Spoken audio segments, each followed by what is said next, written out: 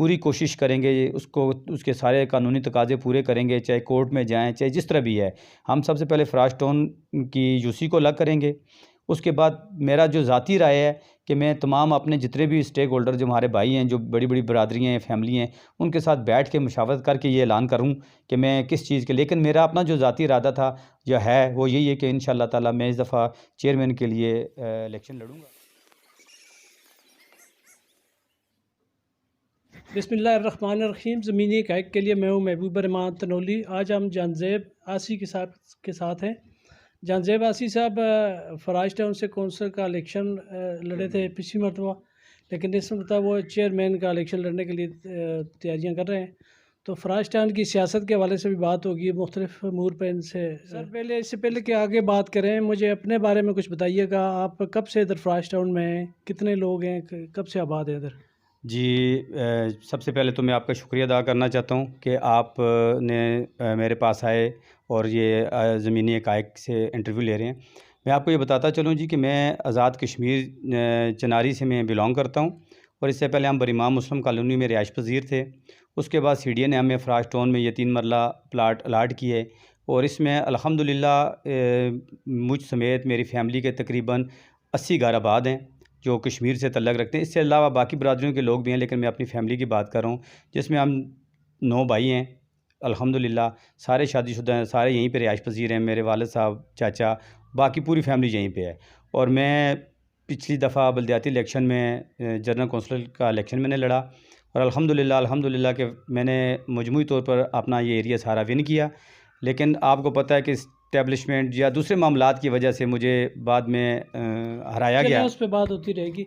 आप फ़राज टाउन कब से आए थे? तकरीबन 2000 में यहाँ पे फ़राज टाउन में शिफ्ट हुए हैं।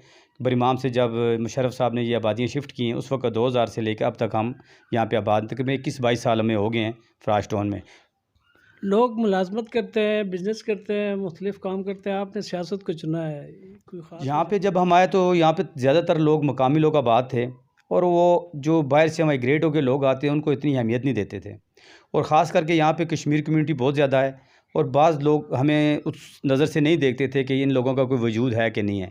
मैंने अपने तौर पर अपने मोअज़्ज़ीन से, अपने इलाके के बड़ों से ये डिस्कस करके मैंने ये चीज़ सोची कि कम से कम मैं ये इलेक्शन लड़ के अपने आप को आगे ला के मैं इन लोगों की, इस टाउन की और यहाँ के जो लोग हैं उनकी खिदमत कर सकूँ। सिर्फ़ और सिर्फ इस वजह से मैंने इस सियासत में आने का इरादा रखा और किया और अल्हम्दुलिल्लाह लोगों ने मुझे बहुत सपोर्ट किया। ब्रीफ से बता दें कि आपके ख़्याल में फ़राज टाउन के मसाइल क्या हैं? ख़ास सीधा-सीधा जो ज़रूरी हल होने चाहिए, जिनकी वजह से लोग सबसे पहले यहाँ पे पानी का मसला है, सड़कों गलियों का मसला है, यहाँ की ट्रांसफ़र का मसला है और यहाँ के सबसे बड़ा मसला जो है, हम लोग यहाँ पे आबाद होके रह रहे हैं, बहुत से घरों में ना बिजली के मीटर लग रहे हैं, ना गैस के मीटर लग रहे हैं। ये हमारे बुनियादी हक़ है और जो गवर्नमेंट ऑफ पाकिस्तान को चाहिए कि ये इनको हक़ दें।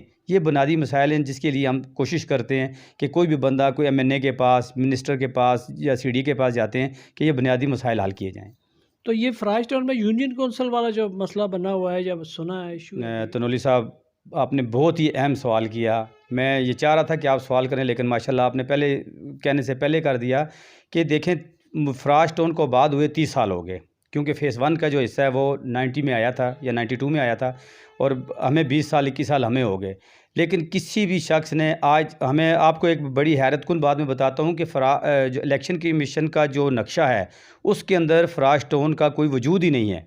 इन्होंने अपने मौज़ा के हिसाब से आधा हिस्सा पंजगरां के साथ, आधा पड़ताल के साथ और आधा सकनाल के साथ अटैच किया है। फ़राज टाउन का कोई ज़ाती वजूद वहाँ पे नहीं है। अभी अल्हम्दुलिल्लाह हमने एक तंज़ीम बनाई, फ़राज टाउन वेलफेयर सोसाइटी, उसके प्लेटफार्म से हमने सीडीए में भी एप्लीकेशन दी, इलेक्शन कमीशन को भी एप्लीकेशन दी और उसके ऊपर कुछ अमल हुआ, अमला दोबारा आया, उन्होंने वोटों का इंदराज शुरू किया। लेकिन ये मैं आपको बात बताता चलूँ कि इंशाअल्लाह ताला हम फ़राज टाउन के तमाम लोग हम इलेक्शन कमीशन के पास बारहा जाएंगे। अगर हमारा ये मुतालबा ना माना गया कि फ़राज टाउन की यूनियन कौंसिल अलग होनी चाहिए, क्यों कि लोकल गवर्नमेंट का कोई भी बंदा फ़राज टाउन के काम नहीं करता, क्योंकि वो कहते हैं जी ये सीडीए का सेक्टर है। जब सीडीए का सेक्टर है तो ये उनको चाहिए कि फ़राज टाउन की जो यूसी है इसको अलग किया जाए, ताकि ये सीडीए के सेक्टर के मामलात को खुद हैंडल करे, ना कि हमारे वोटों को इस्तेमाल करके मकामी लोग जो हैं वो उसको इस्तेमाल करें और अपने मसाइल को हल करवाएं। हमें अपना भी चाहिए कि हम लोग फ्रास्ट टाउन को अलग नुमाइंदगी दें। कितने वोट हैं फ्रास्ट टाउन के? आप तकरीबन कितने वोट हैं दोनों सेक्टर्स के? जो पिछले 2018 का इलेक्शन हुआ उसके मुताबिक फ्रास्ट टाउन के तकरीबन 5500 से ज़्यादा वोट थे, 5500 से ज़्यादा वोट थे। उसके बाद अभी ये 3 साल में कई लोग, मेरे अपने ज़ाती फैमिली के कम से कम मैंने 45 के करीब नए वोट अंदराज करवाए हैं। इसी तरह मुख्तलिफ लोग हैं जिन्होंने अभी अंदराज कर, ये तकरीबन 7000 के करीब ये इसकी वोट अंदराज होंगे इंशाल्लाह। ये तो मैंने अभी देखा है, मैं पंचग्राम में पिछले दिनों आ रहा था वापस, तो लोकल गवर्नमेंट के जो एम्प्लॉई आते हैं, कुछ सफाई करते हैं, वो गंद शंद उठाते हैं। मैंने उनसे कहा था यार किधर से आप वापस चले जाते हो, तो फ्रास्ट टाउन में कितना गंद पड़ा है, तो वो क्यों नहीं उठाते आप लोग? तो उनमें से किसी ने कहा कि वो तो सीडीए का है, तो इसलिए हम नहीं आते। तो ये देखिए प्रॉब्लम तो बहरहाल है कि लोकल गवर्नमेंट कहती है कि सीडीए का, और सीडीए वाले वोटों की जब बारी आती है तो वो लोकल गवर्नमेंट में होता है। तो ये तो फिर तकसीम होती है, फिर या तो सीडीए प्रॉपर यहाँ से उठाए आके, या बाकी सारे काम करवाए, एक ये होता है। तो फिर इलेक्शन में फिर तकसीम क्यों हो जाती है अगर बाकी सर तकसीम ये नहीं है तो? बात बिल्कुल बजा है कि यहाँ के मकामी लोग फ्रास्ट टाउन को इस्तेमाल करते हैं, यहाँ के वोट को इस्तेमाल करते हैं, और जब इसके काम की बारी आती है तो सारे नज़रें चुराते हैं। हम सीडीए के चेयरमैन से भी पुरज़ोर मुतालबा करते हैं कि बराए मेहरबानी फ्रास्ट टाउन के नक्शे को इलेक्शन कमीशन के साथ मुंसलिक किया जाए, और ये जो जिस तरह G6, G7, I8 ये सारे सेक्टर की अलग अलग यूसियाँ हैं, और इसी तरह फ्रास्ट टाउन की अलग यूसी बनाई जाए जो सीडीए के मसाइल के साथ में डिस्कस करे, क्योंकि हमारे जो भी मसाइल हैं वो सीडीए ने करने हैं, और सीडीए नहीं चाहती कि ये मसाइल हल हों। और मकामी गवर्नमेंट जो है वो हमें बिल्कुल इसी तरह बातों में टरका देती है। पिछली 5 साल यूनियन कौंसिल रही है, फ्रास्ट टाउन के अंदर एक ईंट तक किसी ने नहीं लगाई। और हम यही बात मैंने जनाब राजा खुर्रम नवाज़ साहब से भी ये मुतालबा करते हैं कि जनाब आला के फ्रास्ट टाउन को तजारती बुनियादों पे देखा जाए और इसके मसाइल को हल किया जाए। यहाँ फ्रास्ट टाउन की बहुत से ऐसे काम हैं जो अभी होने हैं, और ये तमाम लोगों की नज़रें आप पे लगी हुई हैं कि हमारे एमएनए साहब शायद फ्रास्ट टाउन के मसाइल को हल कर सकें। तो हम उम्मीद रखते हैं कि खुर्रम साहब जो हैं वो इस मसाइल को हल करेंगे, तो मेरे पुरुम्मीद हैं कि इंशाल्लाह वो कुछ करेंगे। आपने जिक्र तो कर दिया गैस के जो मीटर नहीं लग रहे, या उसके बिजली के, वो तो वाकई लोगों के मसाइल हैं। तो ये देखें फ़ेज़ 1 में देखें, और मुख्तलिफ़ जगह वो पूरी सड़क उखाड़ के अभी तक पड़ी हुई है, तरक्याती कामों को स्टॉप लगा हुआ है, कुछ नहीं हो रहे। तो इस बारे में क्या है कि अभी आप रुकन कौमी असम्बली से मिलते रहते हैं खुर्रम नवाज़ साहब से, तो उनको कभी ये बात बताई है कि ये काम रुके हुए हैं, लोग ये परेशान हैं? बिल्कुल सही आपने कहा जी। हम तकरीबन मंथली या हर संडे को राजा साहब से मुलाकात होती है। सीडीए के जो मामलात होते हैं उस पे भी वो हमें बुलाते हैं, स्टैंडिंग कमेटी के इजलास में बुलाते हैं। हम ये सीडीए के तमाम जो फ्रास्ट टाउन के मसाइल हैं डिस्कस करते हैं। ये जो बात आपने की, बड़ी अच्छी बात की आपने कि सड़कों का जो अभी हाल है, इस पे भी हमने राजा खुर्रम नवाज़ साहब को ये बात बताई है कि जी आपने सीडीए से ये बात करें कि जिन ठेकेदारों को आपने ये ठेका दिया है उन्होंने आबादी के जो लोग हैं उनके साथ बहुत बड़ी ज़्यादती की है।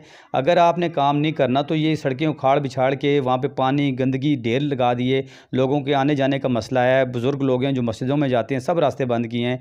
तो उन्होंने सीडीए के लोगों से बात की तो उन्होंने कहा जी ठेकेदार अभी नहीं है, ठेकेदार उधर चला गया। अगर ठेकेदार इतना ही खुद गर्ज़ है और वो सीडीए को भी नहीं मानता और वो बहुत अपने आप को अहमियत देता है, तो इसका ये मतलब है कि ये फ्रास्ट टाउन किसी खाते में भी नहीं है कि यहाँ की जो काम हो रहे हैं वो भी नाकस हो रहे हैं। और सीडीए ना चाहती अगर ये, तो वो ठेकेदार को इतना काम करती, बताती कि जी भाई आप फ्रास्ट टाउन के जो काम कर रहे हैं, जो शुरू किए हैं, अगर सड़क खुदाई की है तो उसको कंप्लीट करें।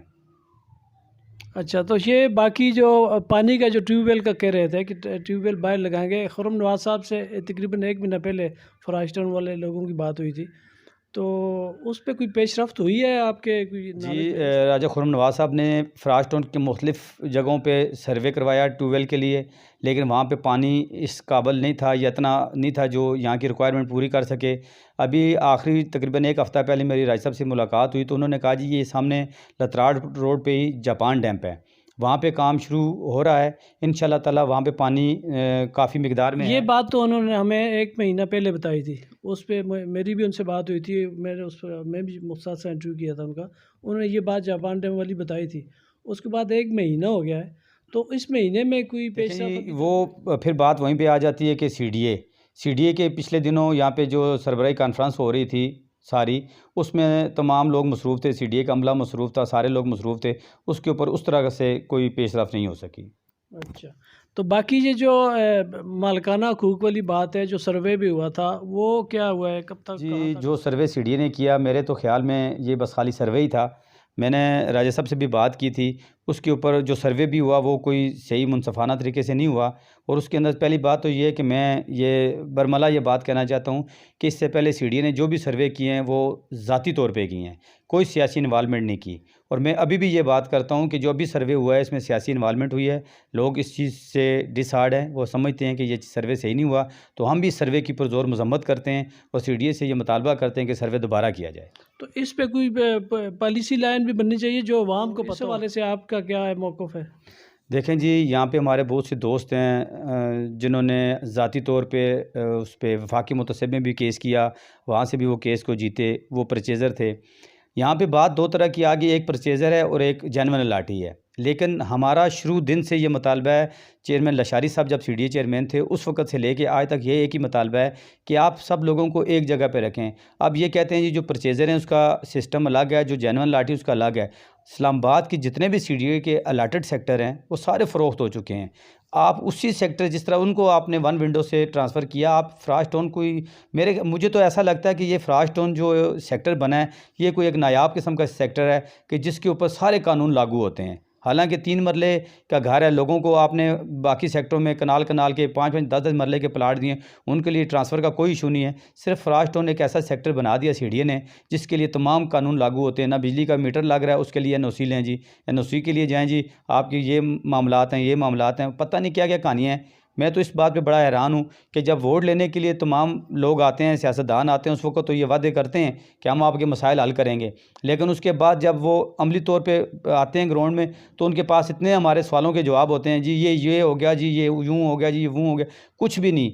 मैं तो ये समझता हूँ कि अल्लाह पाक की ज़ात हम पे रहम करे और ये सीडीए वालों के दिल पे कोई रहम आए, ताकि ये हमारे जितने भी लोग हैं चाहे वो जेन्युइन लाटी हैं या ट्रांसफ़र वाले हैं, परचेज़र हैं, इनके ऊपर कोई रहम करें और ये बच्चों को, इन लोगों को ये अलाट कर दें। इस तरह बातों में तो सीडीए से मसाइल अपने उठाना या मुतालबे करना अच्छी बात है, चलें आप कहीं आवाज़ तो बुलंद करते हैं। लेकिन ऐसा न वो तो अच्छा ना हो कि आप चेयरमैन सीडीए से वफ़द लेके खुद मिलें और ये तनोली साहब, हमने बहुत दफ़ा चेयरमैन साहब से मुलाकात भी की, मुख्तलिफ़ चेयरमैन से। अभी 3 दफ़ा तो सीट खाली होती है, या डीसी साहब चेयरमैन होते हैं या एसी साहब होते हैं, इस तरह के मामलात होते हैं। लेकिन हमने इन सारी चीज़ों का फ़ोकस अपने एमएनए साहब पे रखा हुआ है, इस वजह से कि वो हमारे एमएनए हैं। और दूसरा ये वो चेयरमैन स्टैंडिंग कमेटी के चेयरमैन हैं, जो दाखिला की है, और सीडीए भी उनके अंडर आता है। इसलिए हम ज़्यादा कोशिश करते हैं कि अगर हमारे एमएनए साहब खुद ज़ाती दिलचस्पी लेकर अगर ये मामलात हल कर दें तो मेरे ख़्याल में ज़्यादा खुश आइन होगा। तो आपने जो वेलफेयर सोसाइटी बनाई है उस हवाले से बात ज़रा कर लें। तो क्या करना चाहते हैं आपने, क्यों क्यों बनाई ये तंजीम? सारे लोग जो अभी वेलफेयर सोसाइटी जिसकी अभी आपने शुरू में बात भी की है, तो क्या करना चाहते हैं इस देखें जी, प्लेटफॉर्म यहाँ पे सियासी जमातें तो बहुत सी आती हैं। हमने एक चीज़ को फ़ोकस किया कि हम यहाँ पे एक गैर सियासी से मुराद ये कि किसी पार्टी का कोई फ्लैग नहीं होगा। इसमें तमाम जमातों के लोगों को शामिल करके फ़राज टाउन वेलफेयर सोसाइटी के नाम से एक तंजीम रखी, जिसमें हमने ओहदेदार रखे, और उसका मकसद फ़राज टाउन सिर्फ़ और सिर्फ़ ख़ासतन फ़राज टाउन की खिदमत है। फ़राज टाउन के लोगों के मसाइल हैं, चाहे वो सफाई का मसला है, चाहे वो कब्रिस्तान का मसला है, चाहे वो किसी की खुशी गमी का मसला है, चाहे जिस तरह भी वोटों वाले लोग कुछ आए टीचर, वो उन्होंने अपनी मर्ज़ी से सर्वे किया, बहुत से लोगों के घरों पे वो एएन लिख के चले गए, और फिर बाद में हमने अपने इस प्लेटफार्म से इलेक्शन कमीशन तक रसाई की, सीडीए चेयरमैन तक रसाई की कि हमें हमारे साथ ये ज़्यादती हो रही है। तो बेसिकली फ़राज टाउन वेलफेयर सोसाइटी का मकसद फ़राज टाउन के लोगों के जो मसाइल हैं इनकी वेलफेयर है, उसमें कोई भी चीज़ आए। तो दूसरी जो बनी है उसका तो उन्होंने नाम ही खादिम रखा है। तो खादिम का मतलब ज़ाहिर है वो खिदमत करने के लिए वो भी आए हैं। तो ये सियासी हो या गैर सियासी, तो मसले तो दोनों का एक ही है कि दोनों कह रहे हैं हम मसाइल हल करेंगे। तो इस हवाले से आप गैर सियासी वाली जो आप बात कर रहे हैं, सियासी हो या गैर सियासी, लोगों के मसले हल हों, ये तरजीह होनी चाहिए। ये जो 2 तंजीमें बनी हैं ये खिदमत का मुकाबला कर लें तो ज़्यादा अच्छा हो, बजाय एक दूसरे से बात करें या एक दूसरे की किस तरह की बातें हों। तो खिदमत का मुज़ाहरा हो कि आप किसी ने गंदगी उठाने का काम किया है, किसी ने और कोई मसला हल कर दिया, तो कम से कम ये मसाइल भी हल हों और मुकाबला इस तरह का हो जो देखें मुफ्त जी, मुकाबला। जो खादमेन फ़राज टाउन बनी है या फ़राज टाउन वेलफेयर सोसाइटी बनी है, मकसद दोनों का आपकी बात बिल्कुल बजाय एक है, लेकिन हर बंदा अपने एंगल से अपने तरीके से काम करना चाहता है। उन्होंने फ़िलहाल फ़ेज़ 1 तक महदूद की हुई है कमेटी, हमने फ्राश टाउन फ़ेज़ 1 और फ़ेज़ 2 के दोनों नुमाइंदों को शामिल करके इसको वसी किया है और इसके जो भी काम है उनको करने के लिए अभी फ़ेज़ 1 में भी हमारे जो तंजीम के लोग हैं वो इलेक्शन कमीशन के अमले के साथ डोर टू डोर जा रहे हैं और फ़ेज़ 2 में भी इसी तरह डोर टू डोर साथ जा रहे हैं। नहीं, शामिल तो उसमें फ़ेज़ 2 के लोग हैं, शामिल हैं। मंजूर साहब फ़ेज़ 2 के ही हैं। फैसल साहब का नाम लिखा हुआ ना, फैसल साहब भी फ़ेज़ 2 के और भाई फ़ेज़ 2 के लोग तो फ़ेज़ 2 के शामिल लोगों को शामिल करना, एक्टिव लोगों को शामिल करना और बात होती है। एक बंदे फैसल भाई बड़े शरीफ इंसान हैं, उनका नाम जिस जगह पे भी लिखा जाए कोई मसला नहीं है, लेकिन ये है कि बात आप किसी को डिस्कस करके उसको कायल करके उसका नाम डालते हैं ताकि उसको पता हो मेरी ज़िम्मेदारी क्या है, वो उस चीज़ के ऊपर एग्री होता है तो फिर आप उसको लेके चलते हैं, वो ज़्यादा वैलिड होता है। चलें आगे इलेक्शन आने वाले, लोकल गवर्नमेंट इलेक्शन आने वाले हैं। अभी तो प्रोसेस हो रहा है हल्का बंदियों का, फरवरी तक तो प्रोसेस शायद मुकम्मल होगा, उसके बाद शेड्यूल अनाउंस होने के इम्कानात हैं। तो आप किस सीट के लिए इंशाल्लाह इलेक्शन ताला सबसे पहले मेरी कोशिश ये होगी कि मैं जिस चीज़ को हमने ये फ्राश टाउन वेलफेयर सोसाइटी के प्लेटफार्म से उजागर किया है, हम अपनी फ्राश टाउन की जो यूसी है पूरी कोशिश करेंगे उसको, उसके सारे कानूनी तकाज़े पूरे करेंगे, चाहे कोर्ट में जाएँ चाहे जिस तरह भी है। हम सबसे पहले फ्राश टाउन की यूसी को अलग करेंगे। उसके बाद मेरा जो ज़ाती राय है कि मैं तमाम अपने जितने भी स्टेक होल्डर जो हमारे भाई हैं, जो बड़ी बड़ी बरादरियाँ हैं, फैमिली हैं, उनके साथ बैठ के मुशावरत करके ये ऐलान करूं कि मैं किस चीज़ के, लेकिन मेरा अपना जो ज़ाती इरादा था जो है वो यही है कि इंशाअल्लाह ताला मैं इस दफ़ा चेयरमैन के लिए इलेक्शन लड़ूंगा, क्योंकि यूसी में अगर महदूद हो गई तो फिर भी, और दूसरी बात ये कि मुझे पता है कि अल्हम्दुलिल्लाह मैं पहले जनरल कौंसिल का इलेक्शन लड़ चुका हूँ, 500 के करीब, 500 के करीब मैंने वोट लिए हैं, मेरी अपनी बरादरी के वोट ज़्यादा हैं, तो इंशाल्लाह ताला मैं इस सीट को अचीव कर लूँगा। चलें, अच्छी बात है। आगे फिर मसाइल की बात आती है, मसाइल हल करने के लिए उम्मीद करते हैं कि आप मसाइल के लिए भी पूरी कोशिश करेंगे। तो बहुत शुक्रिया जानज़ेब आसी साहब। तो ये अच्छी बात है कि जानज़ेब आसी साहब ने फ्राश टाउन के मसाइल के हवाले से बात की है। फ्राश टाउन के मसाइल पे बड़ी बात होती है, लेकिन मैं फिर पूरे फ्राश टाउन की ख़ासकर तंजीमों के लिए सवालिया निशान छोड़ता हूँ। लेकिन दोनों सोसाइटियाँ अभी तक सोशल मीडिया पे ही नज़र आ रही हैं। गंदगी कम से कम अभी तक जहाँ थी वहीं की वहीं पड़ी अभी तक। ना किसी ने लिफाफे उठाने की कोशिश की है, ना किसी ने उस पर सफाई की बात की है। तो इसी पे इजाज़त चाहूँगा।